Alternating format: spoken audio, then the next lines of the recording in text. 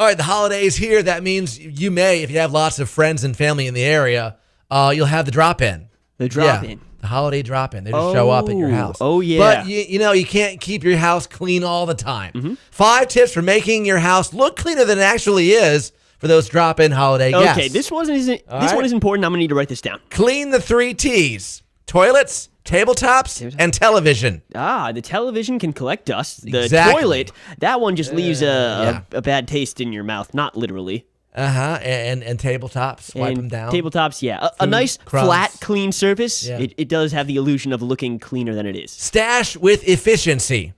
Have your stuff put away. Oh, or you mean in my it can be put away quickly. In my junk drawer. Yeah, exactly. Yeah, you can come into the kitchen, just do not open that drawer. That's where I keep my Tupperware containers, junk. and everything's going to fall out. Pet hair. Oh, yeah. Clean up the pet hair. Pet hair is one that it just kind of like symbolizes, hey, we're the Johnsons and we never vacuum this place. Yeah, some people don't like sitting on a couch that the pet uses as a bed. I think the worst too. part is going to your friend's house with black pants on and leaving and you see the pet hair all over.